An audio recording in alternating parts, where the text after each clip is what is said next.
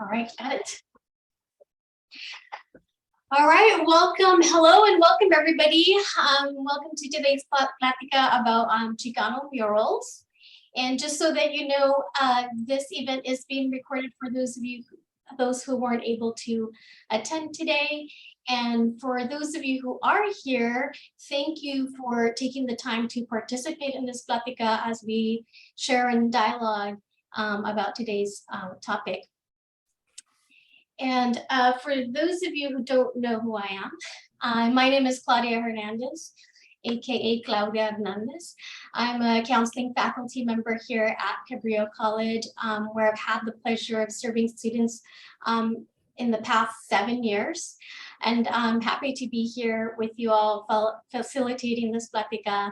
And just as a shameless plug, I also work for Cabrillo 2+2 CSUMB, which is the Title V transfer pathway program designed to assist students in successfully transferring to CSU Monterey Bay. And today's event is the first in the series of events planned this week in celebration of HSI Week. And so I thought I'd mention Title V, who is sponsoring our event today, and our director of Title V programs is here today. I don't know, Anne, if you want to say anything real quick about Title V. Yeah, thanks, Claudia. My name is Ann Indris. I am the Title V director at Cabrillo College. And Title V, a lot of people are like, Title V, what is that? Title V is an HSI grant, so Hispanic Serving Institutions grant. And Cabrillo College is eligible to apply and receive Title V funding because we're an HSI. And we currently have this is our third Title V grant that we have. Our first Title V grant was received in 2010, our second in 2015, and then our third in 2019. And the grant that Claudia and I work on together is called Title V Transfer Pathways. It's a collaborative grant with CSUMB. And we are actually in October, we'll be starting the 4th year of our grant. We have a really great partnership with CSUMB. And then just one little thing I want to say about the Title V grant is this: how excited we are to work for the true mission and goal of these HSI grants, which is to increase the institutional capacity of our institution, of our organization, to serve Latinx and low-income students. And we're very happy to be with you here on the Monday of HSI week, kicking off the week. So I will hand it back to Claudia. Thanks, Claudia. Thanks, Anne. Apologize for all the time, but I'm loving hearing people come and join us. So thank you for participating and for joining us today. And if I can, in a minute, I'll share the flyer if you don't already have it. If you want to save some of these dates of the great events that are happening this week at our Cabrillo campus, as well as the Watsonville Center in South County. So lots of great things are happening at Cabrillo College, and we're super, super excited. And before continuing, I did want to take a time today to let you know that I am joining you from the Aptos campus in Aptos, California. And while this is a virtual gathering and we all may be joining from different locations, as your host, I would like to acknowledge that this meeting is being held on the traditional lands of the Awaswas speaking UP tribe. There are no known survivors of the Waswas Nation. The Amamutsun tribal band, comprised of the descendants of indigenous people taken to Mission Santa Cruz and San Juan Bautista during the Spanish colonization of the Central Coast, is today working hard to restore traditional stewardship practices on these lands, to honor the Waswas and heal from historical trauma. At Cabrillo, we do value our community, and it's important to acknowledge our history so that we may learn and move forward together. I can share more information about the Native peoples of Santa Cruz County. I'll put it in the chat in a bit. I have a lot of things in the chat for you. But in the spirit of the Amamutsun Tribal Band's commitment to restoring knowledge and celebrating heritage, today's Plática will focus on this sharing of a little bit of the history behind Chicano murals. And before getting to our guest speaker, who we have for you today, for those of you who might not be familiar with the term HSI, we've been saying that a lot. It's HSI week. HSI stands for Hispanic Serving Institution. It's a designation created by the U.S. Department of Education to identify and support institutions of higher education that provide post-secondary educational opportunities to Hispanic students. And Cabrillo is definitely a proud HSI. By definition, we are one. We meet the requirement. We have a high number of Latino students, and the main goal really is to expand educational opportunities for and improve the academic attainment of Hispanic students specifically. So we're seeking to provide quality and relevant educational opportunities, such as what we have for you hopefully today. At Cabrillo, 47% of our student population is Hispanic or Latino. Last graduation, just 21-22, 49% Latino students earned a degree. For half of our student graduating class, which is really amazing to see in person. So estamos presente, we're here, Latino students are here, Latino faculty and staff are here, and we're glad to join in this dialogue.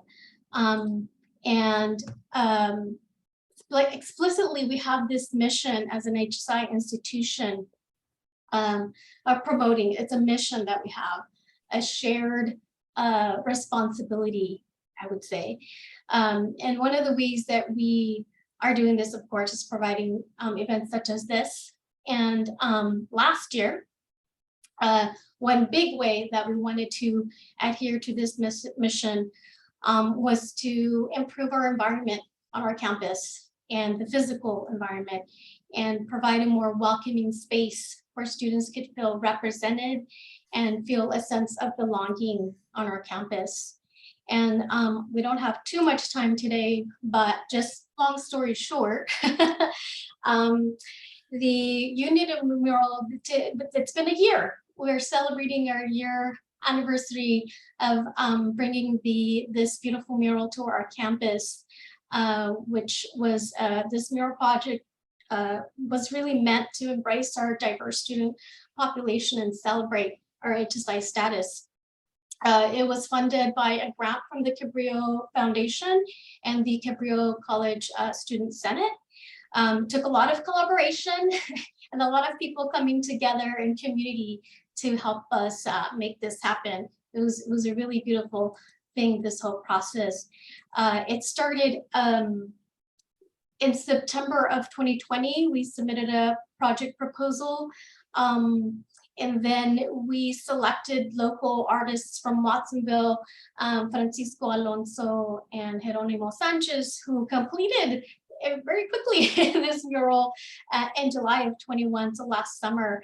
It was really a great sight to see and great to be here and witness them like hard at work. And I'll share some pictures later. But it's in our middle of our campus. It's on the front of the 500 building. You see there in the middle of this picture here, where, before, and I'll show you after in a little bit. And so it was really exciting to bring that to our campus. There are other murals on our campus. EOPS has some historic murals in their office in the 900 building. But this was just in such an open space, and that's what our purpose was, to have this open shared space for everyone to be able to partake in. Is there anything I missed about the mural, Anne? I know you were there and helped us lead that project.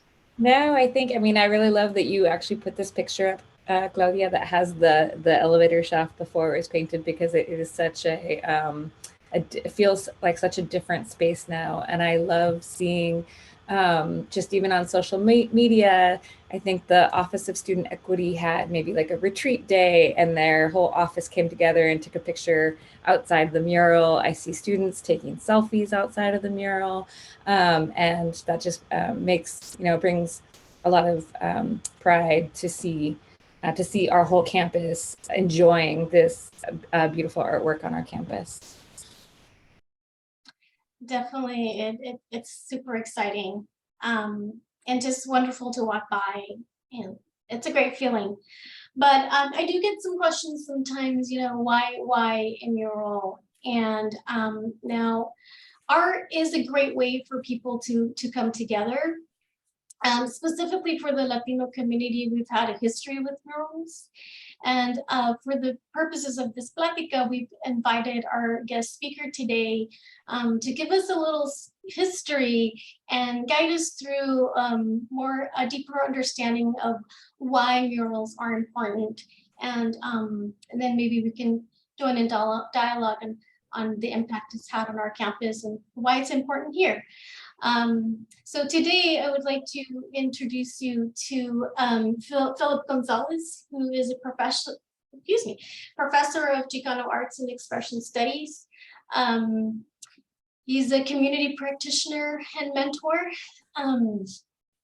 Professor Gonzalez was, just to give you a little bio, he was born in Pomona, California, and was raised in Laverne, California. He spent a lot of his childhood in Strathmore, California at his grandparents' rancho. He went to California State University, Long Beach, and earned a Bachelor of Arts in Chicano Studies. He then attended the University of California, Irvine, and earned a single subject teaching credential. He also earned a People Personnel Services credential at San Jose State University, here in the Bay Area, and a Master's of Arts in Counseling Education at Fresno Pacific University. He has been an educator and heavily involved in community engagement for 40 years, over 40 years, primarily in Fresno and Madera counties. Professor Gonzalez currently teaches Chicano artistic expression classes at California State University, Fresno, where he's been teaching for 11 years. However, he is semi-retired. As a background, in 2006, Professor Gonzalez was elected as a fellow for the Kika de la Garza Fellowship Program for Hispanic Serving Institutions in Washington, D.C. He's been a part of the development, implementation, and the coordinator of the Madera Center Advantage Program, or MACAP, and was integral in developing and directing the Maya Leadership Conferences. He served on several boards, having a role of president. Some of these boards include Board of Trustees for Spring Valley School District, Madera County, State President of Association of Mexican American Educators, President of the Board of Directors for Arte Americas in Fresno, California, Board of Directors of the Central Valley, Ronald McDonald House and Charities, and he's presently on the Board of Directors for Youth Leadership Institute. So as you can see, he's very much involved in our communities. He is a very experienced educator, has been one of my mentors, and I'd like to welcome Mr. Phil Gonzalez, and he will lead us through our Plática today. Well, wow. Thank you for the really nice words. Make me sound like, well, I'm old. And I can't tell you how important it is and significant it is when someone that you've had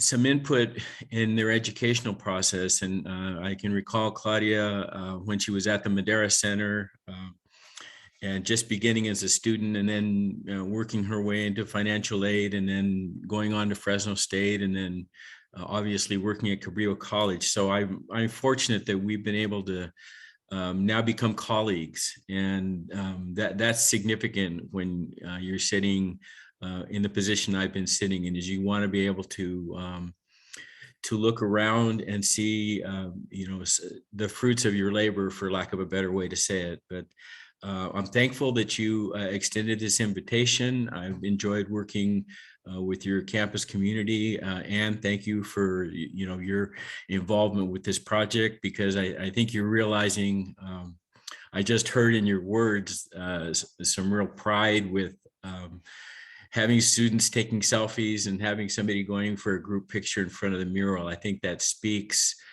just volumes with the significance of what you've accomplished. And it seems like it's something really good to build on. So as we look back at murals, I have to give you a little bit of background in that I was very fortunate in my family that my uncle, my tío, was a muralist. His name was Daniel Gonzalez, my tío Chano. And he was an artist that converted into becoming a muralist really in the early 1970s, kind of as the Chicano movement was evolving.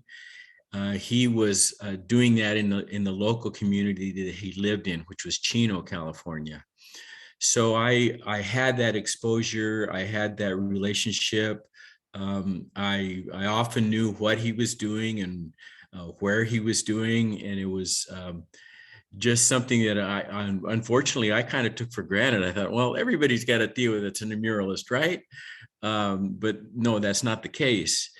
So tragically, in 1980, my tío was killed in a drive-by shooting, and it really refocused the significance of what he had been doing in the community in terms of doing Chicano murals. And so I kind of dedicated some time to going and capturing taking pictures, documenting the murals that he'd done. And truly, at the time, my whole purpose for this was to be able to say, when his kids got a little bit older, hear me, here's the pictures of your dad's murals, and this one was taken here, and so when I began the documentation, that was my sole purpose. What would happen, what would evolve out of that is I was also teaching Chicano studies classes. And it would come up in class that, yeah, there's Chicano murals. And, oh, by the way, I'm taking some pictures. Would you like to see them? And that ended up in evolving into me sharing them in classes. And then realizing the power that these students, the empowerment that came to the students through seeing these murals and then having discussions about them and so forth, and then being able to relate to the art, the concept of art in an open space, and all of the things around that created the environment for Chicano murals. So as I began to learn more about my tío's murals, I began to learn more about art, artists, and then looking at other muralists, I became just more educated myself. So when we look at the history in America, one of the ideas is that in the Chicago World's Fair, which was in 1893, there were many public murals that were presented at that fair, and the idea of art in a public space was really brought forward on a worldwide level, but it happened in the United States, it happened in America. Soon after that, our country, talking about into the 1920s and 1930s, our country was going through some changes. And we actually had a depression as a result of the stock crash in 1929.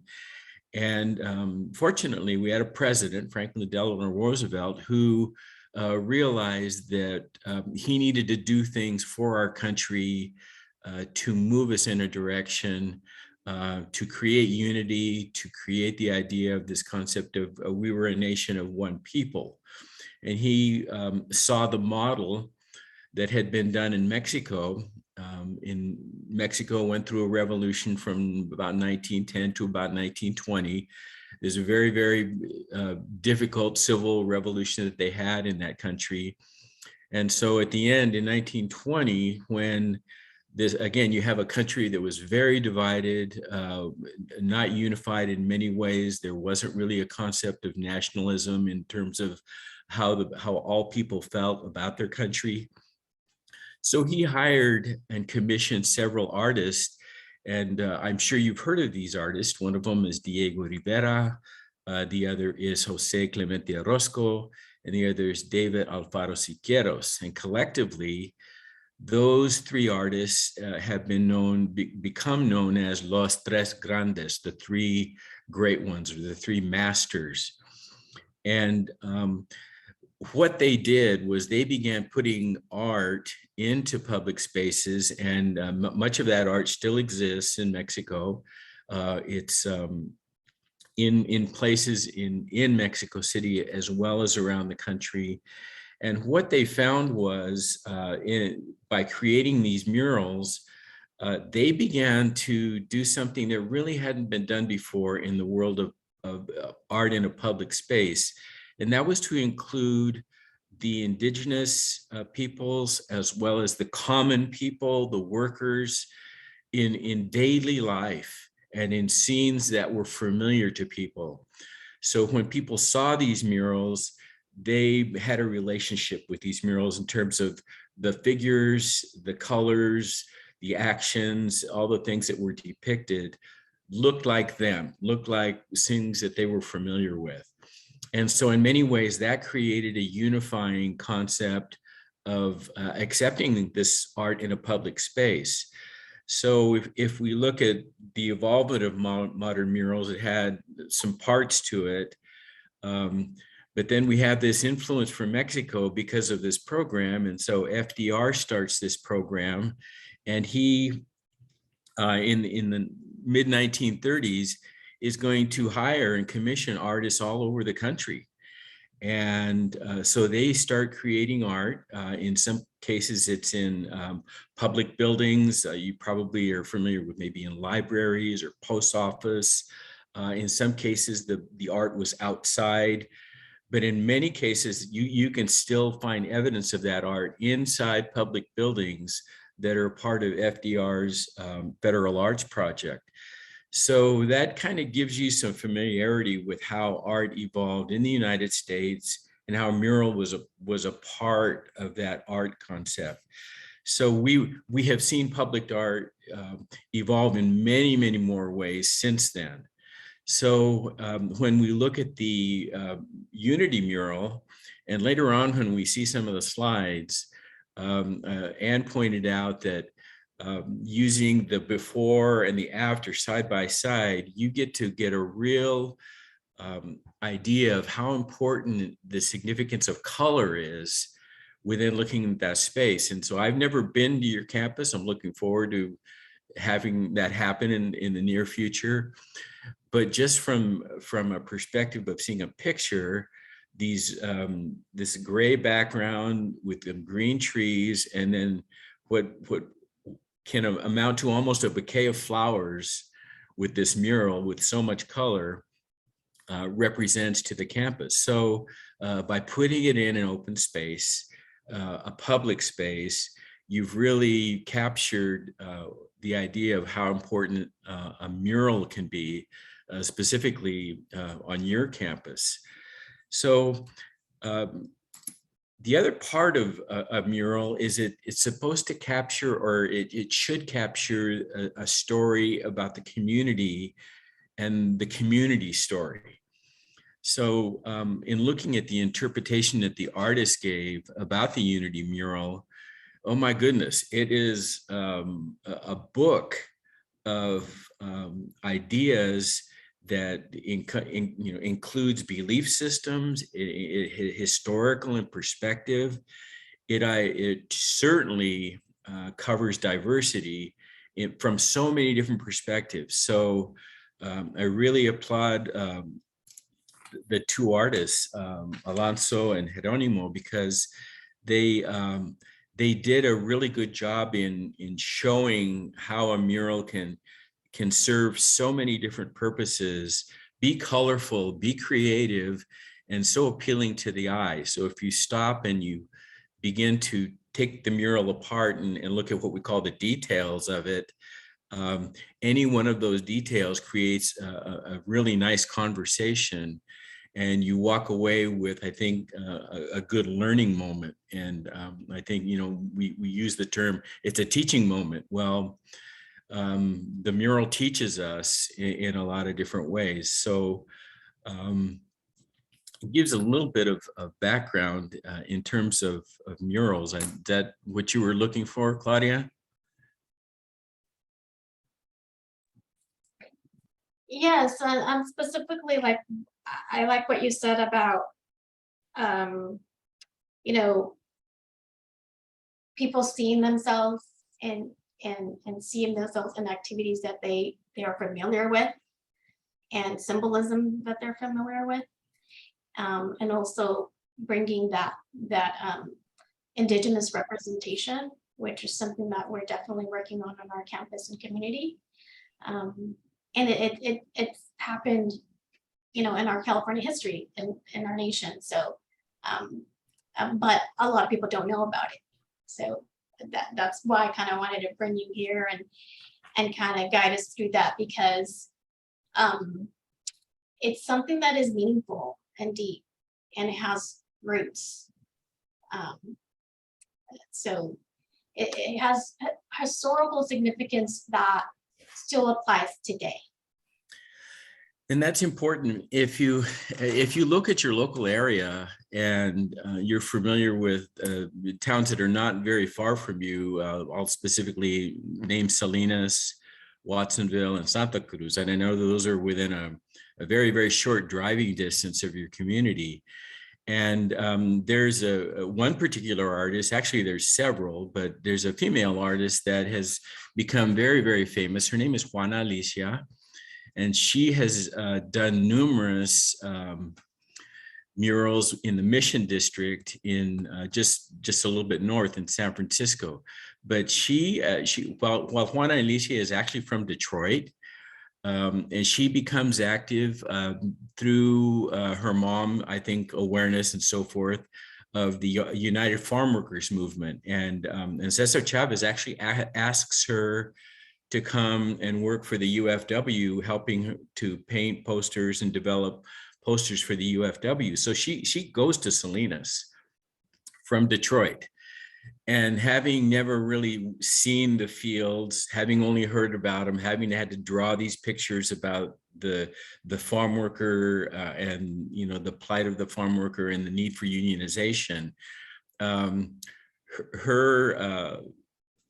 one of the things that she felt like she needed to do was she needed to go work in the fields to realize what it was like. So she actually went to the fields in Salinas, began working.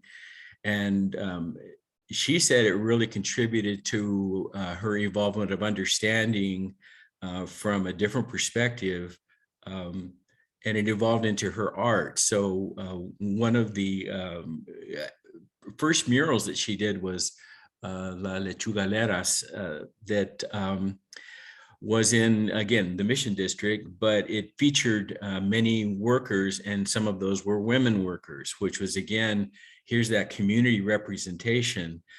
And so I don't know if you've heard of Juana Alicia. She's an awesome artist. She's been a community activist.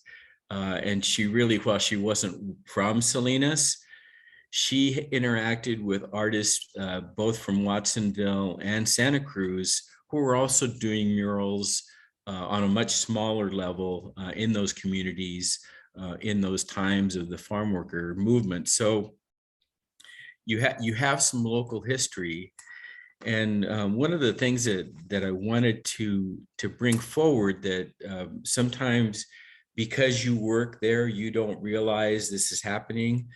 But if you look at the involvement of other places where murals have been featured, and so I'm from Los Angeles area, and one of the areas that we are familiar with is, yeah, I see somebody pointed that out. UCSC has one of her murals. So there you go.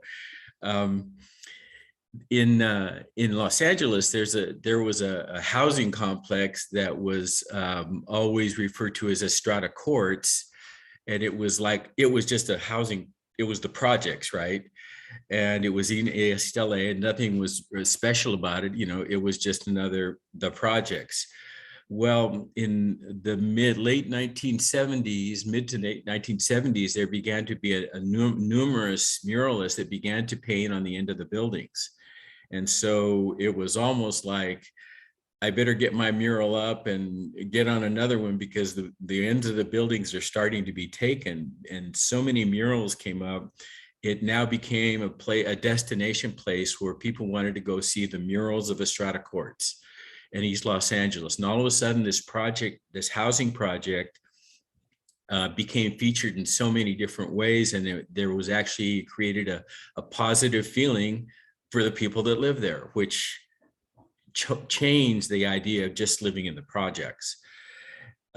Judith Baca, who is a professor at UCLA, kind of took a step further, and she said, I want to put murals, but I'm going to put them in a place that no one else is going to compete for. We're going to put them in the LA River, which is, if you're familiar with the water movement system in the LA area, you know, they always either called the wash or the river. And it's a place where, you know, people don't go put art in a public space. Well, she changed all that. And she put up the Great Wall, which is the history of California, featured in sections of murals. And now that's a destination. Now when the water's running, you can't go into the river, but you can certainly see it from outside of the canal or the wash area. But again, it changed that space. And while yes, it was an open space, it probably wasn't a desirable open space to go look at. Nobody wants to go look at a cement canal, cement river. But when you put art in it, it changed that. So your campus has already changed. You already have people that have gone out of their way to go see the mural and interact with it, even if it was just looking at it or turn around and have a selfie taken. So you've changed the environment, and most likely you probably have changed the way people think about their campus.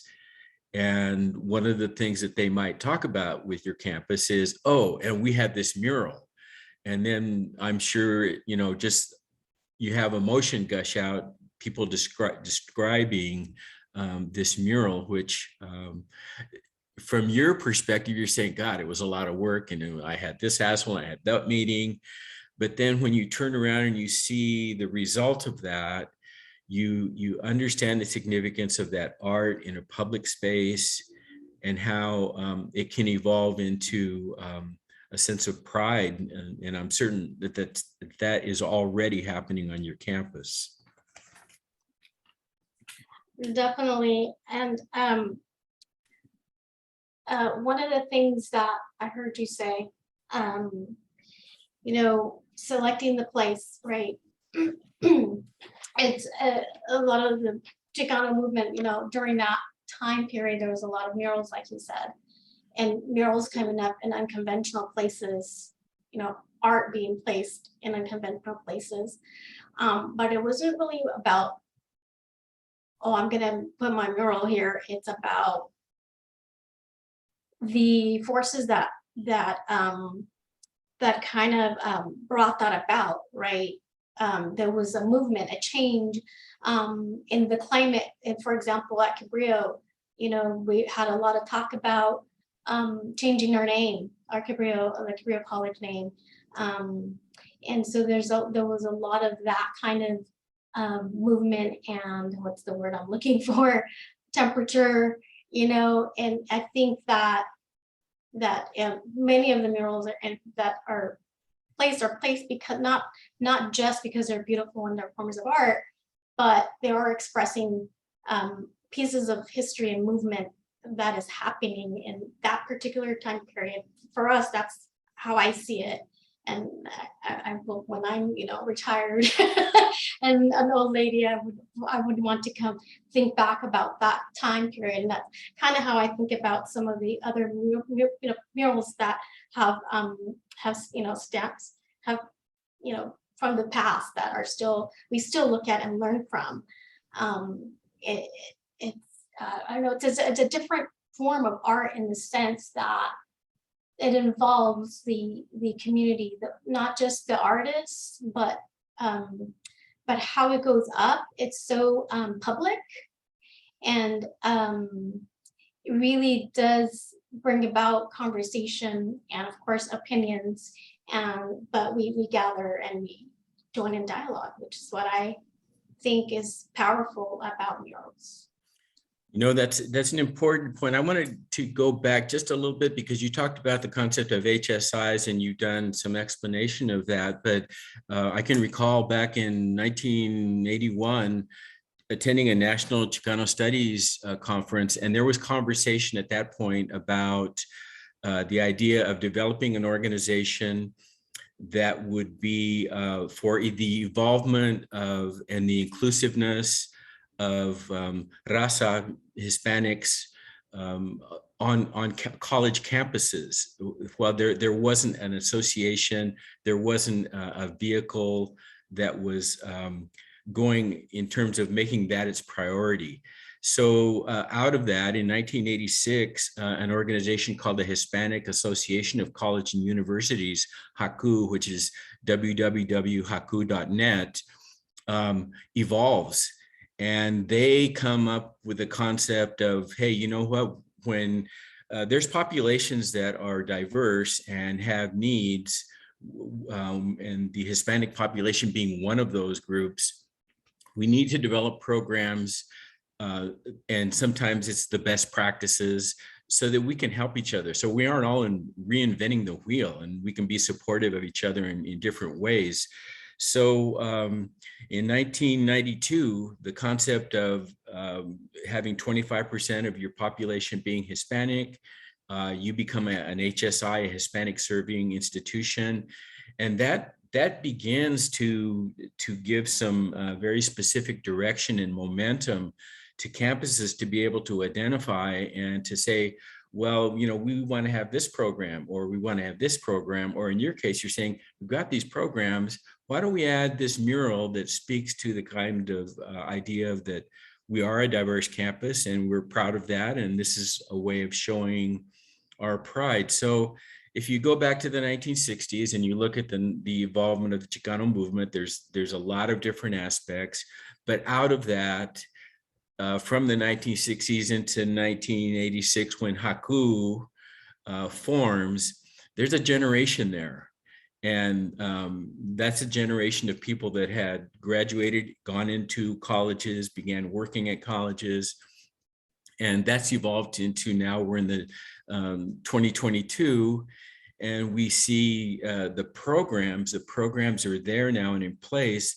And they're able to, again, maybe do something extra. And here we have this art in a public space where, people may not have thought of the significance of this before, but it is significant and it evolved from something. So out of those conversations of people that are working at different colleges, it's saying, hey, we have this many Hispanics and we have this many. Why don't we start doing things that are working for the student populations that we have?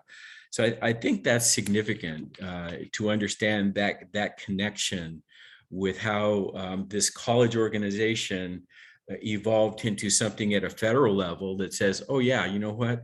We need to support these colleges, and this is the reason we need to support them. So again, it's a little piece of history, and I think it is something that is helpful in understanding. The other part that you spoke about was that the idea that the mural creates dialogue. And when we spoke earlier, when we were talking about doing this particular program, one of the things I mentioned was the importance of talking about the evolvement of the mural, having those pictures of how it went up. So can we go to those pictures, Claudia, please?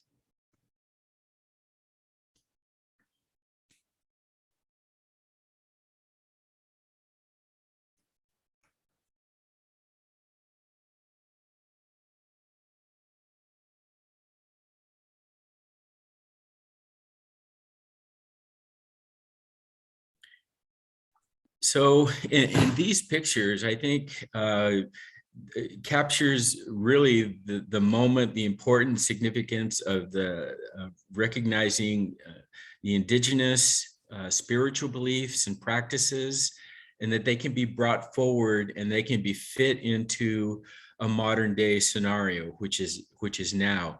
And so if you just look at the picture on the left, I think it was an interesting contract, and I'm not sure if that's a Fitbit or not, but I mean, if you just look at the modern technology next to the idea, and I'm presuming that's probably copal, which is an incense that's made and it's been used for centuries. But when I saw that picture, I'm going, I wonder if anybody even realized that that's like a, it's an Apple Watch or it's a Fitbit. I'm not sure what, but and it's, the guy's putting it into a copal incense container, which is again significance. So let's go to another picture, please. The blessing was an event that happened before the work even started on the mural. And then I think this is the next slide. And this is where Phil was very helpful in help and consulting with us, and we didn't realize how big a job this was going to be, and that we had to rent a lift and all these things. But this one on the left is a picture of the at that night, and the projector was used to to start the outline of the mural. And which one did you want me to?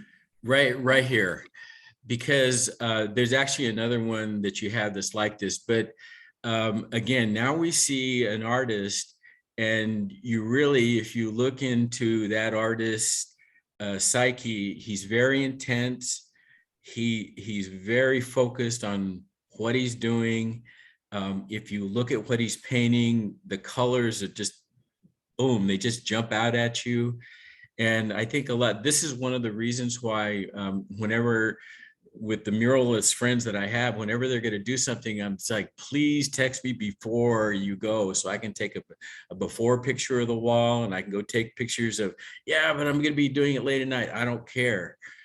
Call me, I'll go take pictures, because I think it's important to see the concept of how it happens, that these are actually real people painting real art. And if you're afraid of heights, you're probably not painting on this lift. So they're not thinking about the lift that they're on, they're thinking about their art. And again, artists roll differently. And once they get going on their project, I think you're seeing that significance here of them just being very focused on the color, the content, and the idea that they're creating something. Here's another really good picture. If you just look at the intensity of the two, they're painting in different parts of the mural. And again, you get to see an artist doing their work and creating the process. So these are very valuable for someone that has no idea, concept about how a mural goes up. They just walk up and see the mural and they think, oh, it just showed up one day. No, there was a whole process to it being painted and so forth. And go ahead. One thing, Phil, real quick about like the when the artists were doing their work, and that lift, the way that it was leveraged, because it couldn't get right up close to the wall due to the lamp post, there was a portion of the lamp. We had to have the lamp post removed, and then it still couldn't get all the way up there. And so with the way that the lift was leveraged, there was a lot of sway in that basket. And so literally they had Francisco and Geronimo had to be like in unison in like unidad, right? To paint, because when one moved, the other, they moved. And so they literally had to paint it with a movement together. And so they spent like 12, 14 hours a day. They were so focused on painting. It was like, Claudia and I would come by and visit and like try, bring them pastries or something. And they'd be like, yeah, later. Like we're in, like you didn't even want to disturb them because they were so in the zone. It was really magical to watch it, to watch them paint together. It was amazing. And again, that's another significant part of the story when you're telling the story of the mural, because only you two, there's probably a handful of people that can tell the swaying story, that actually visibly saw that. And, the idea that you took them, refreshments and food and nourishment, and they're saying, you know what, I'm doing my art, I'll eat later, right? So all of this is important in terms of capturing this oral history about it, because any students that are listening, that are attending, they're going to be able to tell this story to someone else in the community, family members, and so forth. And so now the mural kind of takes on an existence because there's a story that has been added to. So this celebration, yearly celebration, however you chose to do it, and we talked about some different ways that you can, expand on the concept of art with maybe the Chalk Festival and so forth. But I don't think you should ever not have this kind of a celebration as part of it, and however you figure out that can work. So while this is called the Unity Mural, I want to, Claudia, if we can go to a couple of those examples that I sent to you in the concept of different aspects of a Unity mural.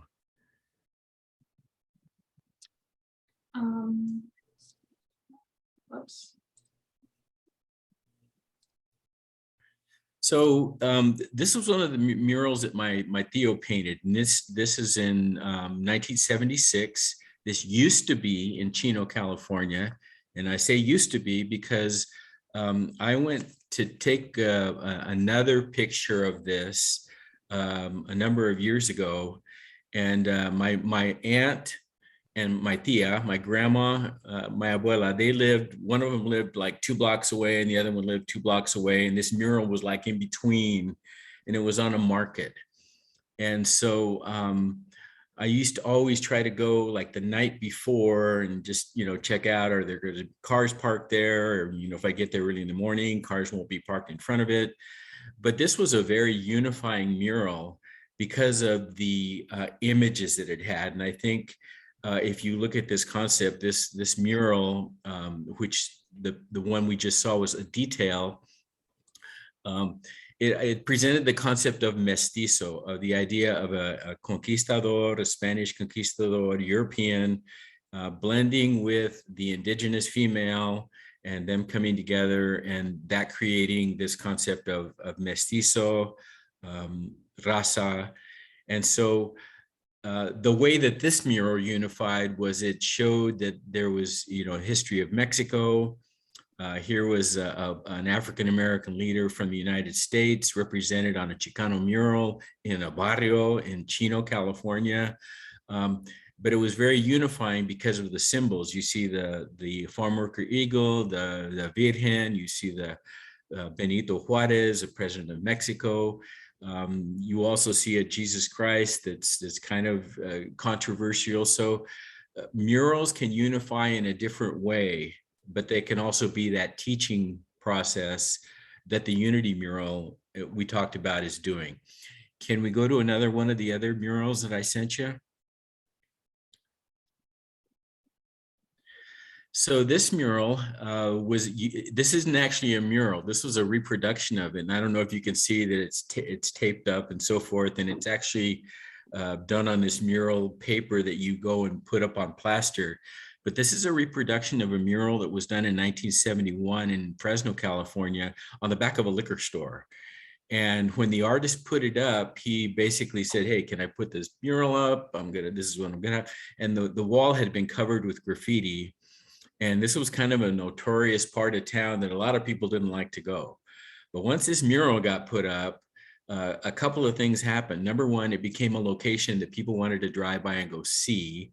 And again, we're talking about a part of town that was probably less desirable.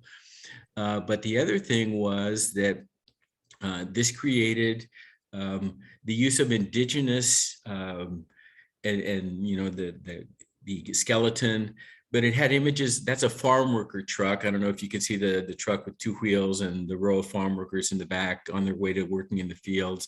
And it presented a lot of different images that were a different form in terms of Chicano murals, but it, again, it unified in a different way the concept of, hey, this is Chicano art, this is public art, it's in a public space.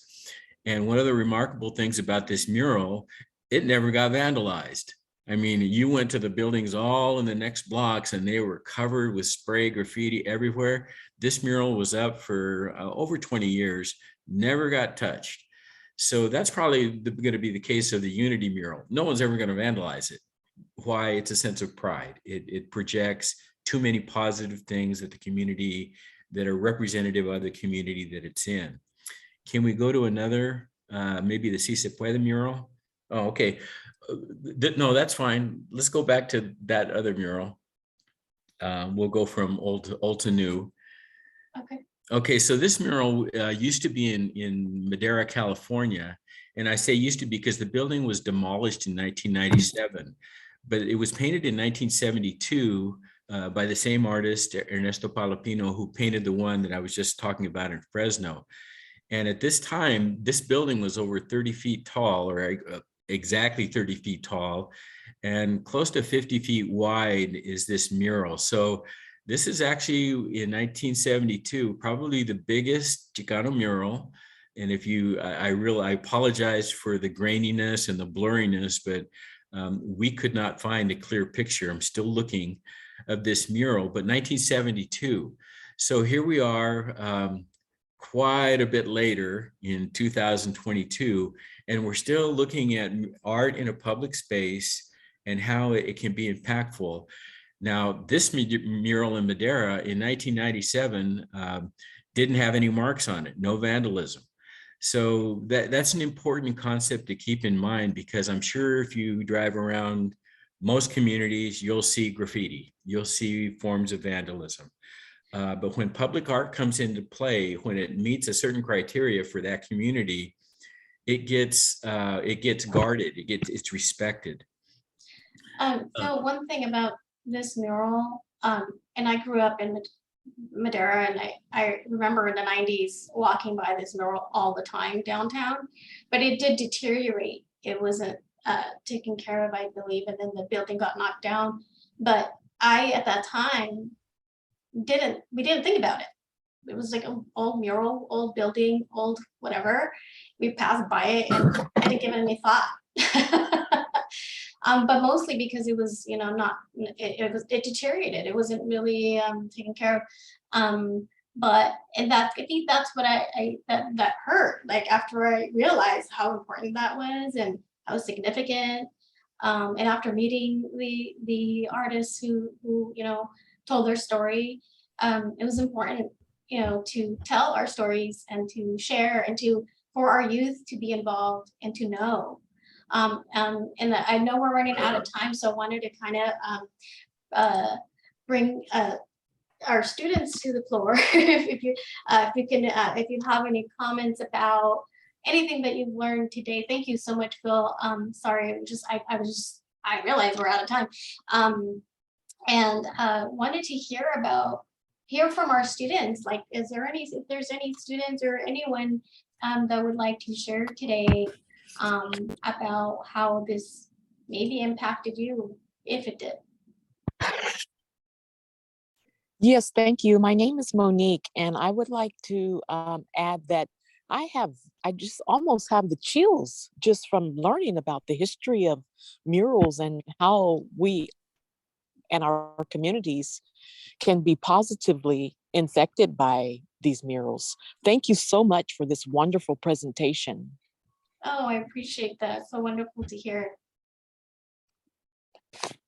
And I would love to share, as a student, I walk past the Unity mural almost every day, and it truly has activated this space for me.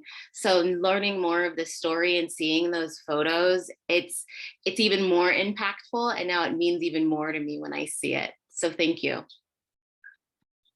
Welcome. Thank you.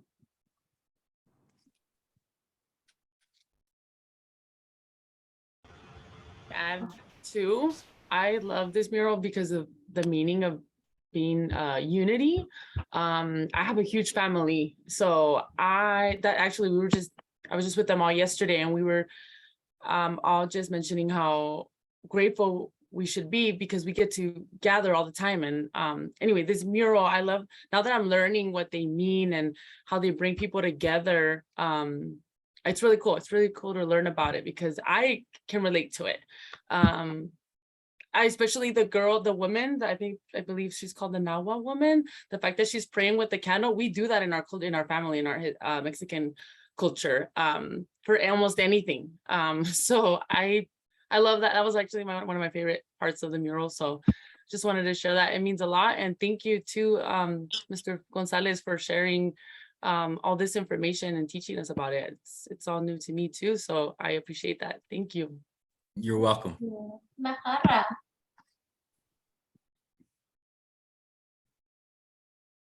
Oh wait, muted. Hello, everybody. Hope you guys are all having a, can you hear me? Yes, we can. Hi, everybody. Hope you're all having a good day. Thank you, Mr. Gonzalez, for being here with us. My question was, how come the artists were here? Not that, Mr. Gonzalez did not do a great presentation and explain each detail and what art means to all of us, but why are they not here? Well, we did a Plática last year with both the artists. The main artist is abroad. He's in Brazil, so couldn't be with us today. But today we just wanted to focus on the history of murals and significance, which is why we asked Bill to share the knowledge that he has and learn about the history of Chicano murals in general, and give a little bit of context as to why we decided to do a mural on our campus. But we're definitely keeping in contact with the artists who are involved in the community. So in any opportunity we can, we will involve them for sure. And another 2 cents, I again, speaking on behalf of being a student, what that mural means to me, I as well feel very, very touched with it as a Nahua woman, as an Indigenous woman. It was the first time I saw my self-representation at this campus. And those elevators they look like cell blocks sometimes. So knowing that we added some color to it, it's very significant to all of us. And I hope that maybe in the next occasion, Mr. Gonzalez could come down here and we can make a new mural. I'm pretty sure we have a lot of artists, instructors here that we love to have them be involved with this process as well. Of course, and there are more murals coming. There's a new mural on campus. I'll share the link to the invitation for that. We're unveiling the new amazing mural in the STEM Center, which is, you have to see it. It's really, really cool. Thank you. That was it. Thank you for sharing that. Alyssa and Matt, did we lose Matt? I'm sorry, Matt. No, go ahead, Alyssa. Let Alyssa go first. Thank you. Hi, everyone. My name is Alyssa Heredia. This is my second year here at Cabrillo, and my first year I didn't really go on campus. But once I did, I saw the mural, and to me, it felt like such a sense of belonging. Because in some of my classes, I'm like the only Hispanic, and I feel like that really made me more comfortable around campus, and the fact that everyone like thought about all of us. I think it's really beautiful. I also thought it was really gray in that area, so like the colors pop out a lot, and it looks really pretty. But thank you for the presentation. It was really beautiful. Thank you, Alyssa. Claudia, I was going to congratulate a number of people in the room who were so instrumental in making this happen, and among them you. I think I saw Annabelle here earlier. There's so many people who were so supportive of this project and did the work to get the funding for it. The student government support of it, and it was so 2 things that are really important to me, that just reflecting on the work One was that, you know, the artist Francisco was a former student at Cabrillo, and the ability to come home and having advocated as a student to be an artist who did a mural, but didn't get the opportunity to do it because people didn't see the vision there. And now to have that come full circle and be the artist for this project is just amazing. And then I put in the anecdote about an elderly white couple who had come to visit the campus. They were here for the farmer's market, and they wanted to see the mural as well, and they'd not made the right turn. So I was able to direct them up to the mural and talk to them a little bit. It's profound, not just for our students, it's also for our community and our broader community who really celebrate it. And that's been a real blessing. And then the final thing is that we do have more murals coming. One of the great things in the Hispanic Serving Task Force is the advocacy for more art on our campus that's reflective of our Hispanic serving nature. And that money has been allocated. We're going to start doing more art projects like this. So I want to invite you to come to campus, Phil, and enjoy, particularly in a couple of years when we've got more of these projects completed. So thank you for being here. You're welcome. And thank you, Matt. And for those who don't know, that Matt Whitstein is our Cabrillo College president, who has been very supportive of many of our shenanigans here at Cabrillo. But thank you for your words. Oh, I think Bonnie wanted to say something. Yeah, can you hear me? Yes. Oh, great. I'm Bonnie Gutierrez. I'm the president of the Maya Foundation, and we serve underrepresented youth in the Pajaro Valley, getting them into college. And I definitely want to cheer this on, and I'm hoping that in Watsonville, we can do some more murals on the campus and begin having the Cabrillo College mural tours. Watsonville has many muralists, and Guillermo Arana has just done tons of them. And I, when I was on the board of Salud para la Gente Clinic, there were a lot of murals put on that, and they weren't touched. They haven't been touched. And so just to raise the art and raise a connection between the two campuses, you know, I cheer you on. It's great. And with Pajaro Valley Arts down there, and now the Art Council down there, there's lots of art activities going on, and art tours will raise us all up. Thank you very much. Thank you. Mahara, did you have another comment? Oh, no, sorry. Oh, okay, just making sure. All right.